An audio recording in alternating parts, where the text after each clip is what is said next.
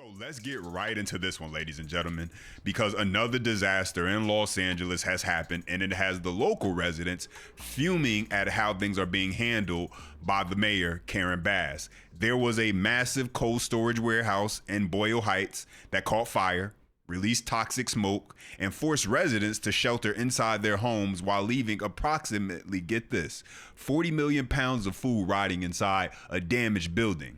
And as a result, the residents reported headaches, nausea, dizziness, and an odor, ladies and gentlemen, that compared to a decomposing body. And after all of that, if that wasn't enough, following the fire, residents dealt with what they called slow response and action from the city officials and no real clear direction or communication on what was actually happening. And so when they had a chance to voice their feelings, they stormed the local city meeting about the issue and confronted Karen Bass, while many residents said there was a lack of urgency because it was a poor Latino community. But they all just happened to overwhelmingly vote Democrat. And so we got to get all into this one, ladies and gentlemen. As always, smash that thumbs up. That's the best way to let me know you enjoyed the content. For more, subscribe to the channel. Let's start right here. So what you can see behind me is the aftermath of the warehouse fire in Boyle Heights in Los Angeles. What you can't see is the smell. The fire is out, but this whole area stinks of rotting meat. Stinks. It is absolutely disgusting.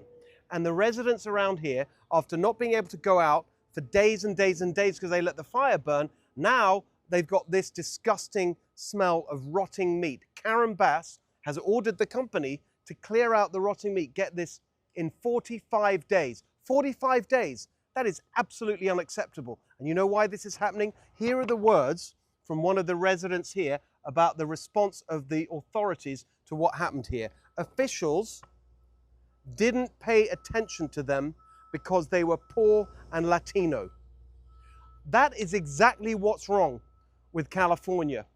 On issue after issue, it's the poorest people in our community who get hammered with the gas prices, the housing costs, the electric bills, on and on. We've had enough. It is time for change in California. Today's town hall meeting comes as that stubborn fire is out, but the cleanup has gotten off to a very slow start. And millions of pounds of rotting food are leaving behind an unbearable stench and rats. NBC4's Darsha Phillips was at that meeting, packed to the limit inside.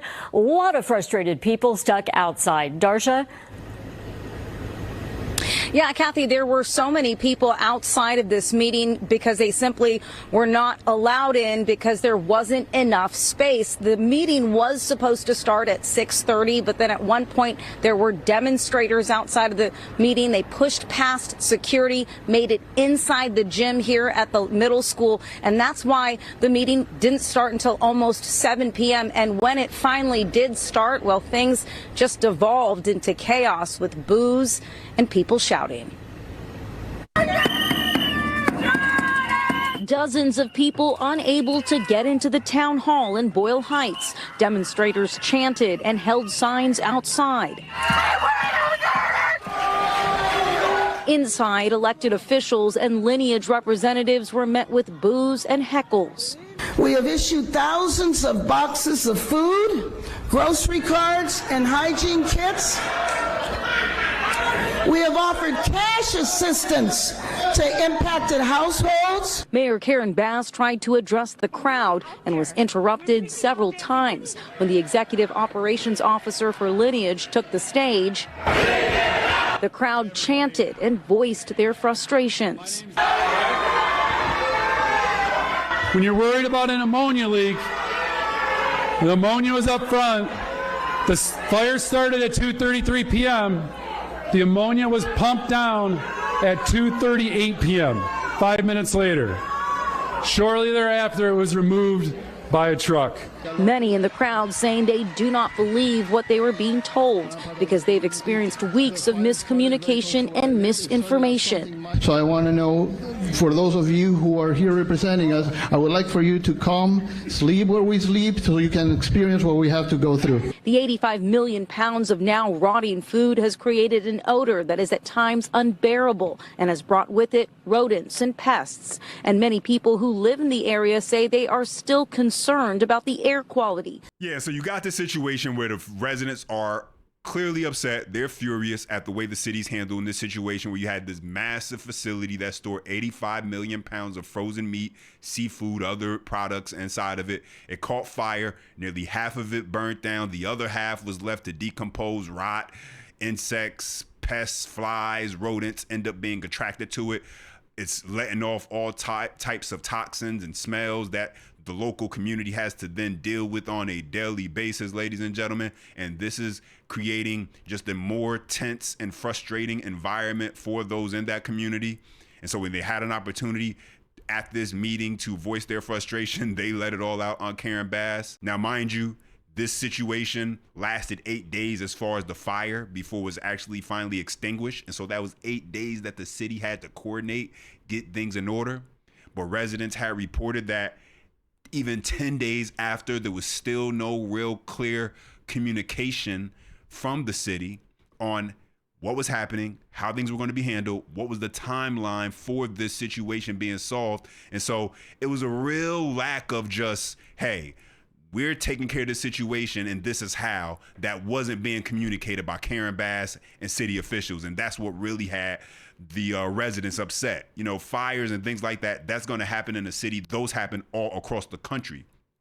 It really comes down to how elected leadership, how those who are in charge and that you trust to handle these situations, how do they respond when these situations occur? And the way that Karen Bass responded, I mean, it's just reminding people a lot of the Palisades fires that Spencer Pratt talked about during his campaign when he was running for mayor of Los Angeles, and the lack of leadership that Karen Bass showed there. And so this looks a bit like a rerun of just the incompetence in Los Angeles. And unfortunately, I mean, this is what LA voted for. Yeah, so with that being said, let's jump into this next clip where now they're dealing with the infestation. They're dealing with all of the after effects of this fire that took place at this warehouse site. And so take a look. We begin in Boyle Heights tonight. A water main break just down the street from the fire-damaged Linnean warehouse. It's adding to a growing list of frustrations for the neighbors there. Tonight, street repair crews out in force. Fox 11's Matthew Seedorf is live at the water main break with the latest for us. Matthew, what is going on?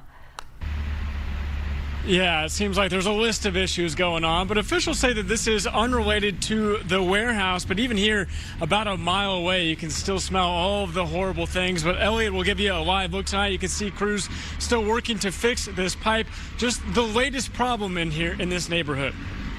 Normal size. That's the normal one? Yeah. A new problem now swarming in Boyle Heights. That's a medium one. Yeah, that's a medium. Thousands of flies buzzing around homes and businesses as crews race to remove millions of pounds of rotting food from the fire-ravaged Lineage warehouse. I hope so they don't got infection or something like that. You got one on you right now. Good. This is small. This is a baby. Or you can see big flies, like green flies. Workers Sunday loading trucks with spoiled crab meat, beef, pig feet, and other rotting food we've previously documented. With odor blasters on, trying to cut through a sickening stench that won't leave. I smell flies. Now I'm worried for that, you know? Because all the flies are touching. Yeah, for that. About a mile away, the stink is in the air, and now they're dealing with this, a water main break. The pressure on my water did fall a little bit, and now it makes sense. Surveillance video obtained by Fox 11 captured water erupting through the pavement Sunday afternoon, flooding the intersection. I thought it was an earthquake. Yeah. Crews moved in, digging for hours to repair the broken pipe. Dozens of customers left without water, but California Water Service says the break appears to be unrelated to the warehouse fire, despite happening just down the road. Something else to add to this community. It's pretty crazy. Frustration here still boiling over. I'm not one to get disgusted by a lot, but it had me like dry heaving. After weeks of smoke, a sticky stench, rats, and now swarms of flies, many say they're ready for one thing, this cleanup to be over. I know, that's too much. How so they finish ASAP? Here's a live look as crews put in that new pipe. They estimate that it could be at least a couple of more hours. Again, dozens of people in this area without water tonight. Reporting live in Boyle Heights, Matthew Seedorf, Fox 11 News. Any prediction on what's next for that area, Matthew? We're going to move out of the way as this truck's pushing through here. But again, just so much going on in Boyle Heights. You think about the warehouse fire, the smoke that so many residents were dealing with the last couple of weeks, then the smell, and then the flies, and now this is just a list of things going on out here. A list of things, yes, indeed, as well as the frustrations. Thank you so much, Matthew Seedorf. I mean, listen, none of this is really a shocker, right? Spencer Pratt spent quite a long time on the campaign trail. We saw for ourselves beyond that, just the response time, just how Karen Bass handled the Palisades fire situation, right? So none of this is really like shocking where you're like, oh, this person is surprising you with the level of leadership. It's not. That's not what this situation is, ladies and gentlemen. This is a situation where you're seeing government incompetence in real time. And it's not necessarily always about, they don't know how to budget correctly, where your tax dollars going. Sometimes it's just things as simple as, do they know how to communicate effectively? Do they know how to lead when a tragedy or something happens, like a disaster like this, where they are moving with intention to get things done?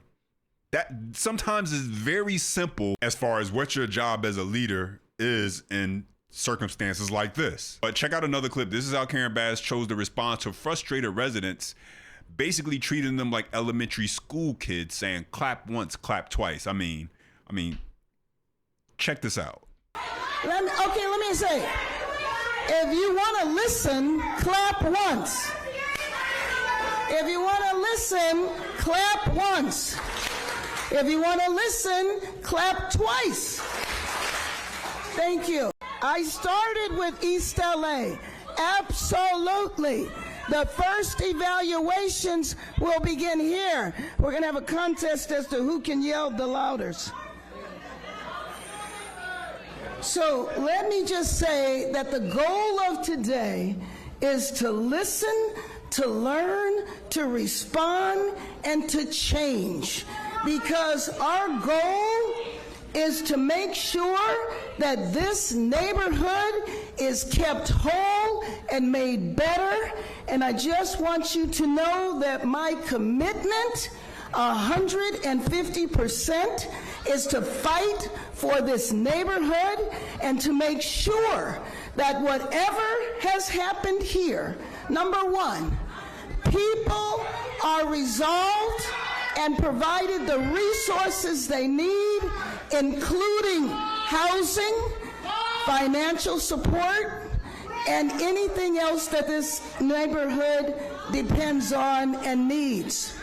Now, listen, I don't know about you, but there isn't any way I would be sitting in a town hall meeting listening to a government official where I pay my taxes and they're sitting there talking to me like I'm back in elementary school. Clap once, clap twice, that whole thing. I mean, and the people were actually going along with it. So that's on them. Maybe that explains why they voted. I mean, this area is an area that Karen Bass carried, voted vastly Democrat. I mean, they had an opportunity with Spencer Pratt and they chose to vote for a Democrat. And so is this the results of what happens when you continuously vote in incompetent and failed leadership? You guys let me know your thoughts. Drop your comments down below. I appreciate when you guys chime in. Smash that thumbs up button. That's the best way to let me know you enjoyed the content. For more, subscribe to the channel. And as always, until next time.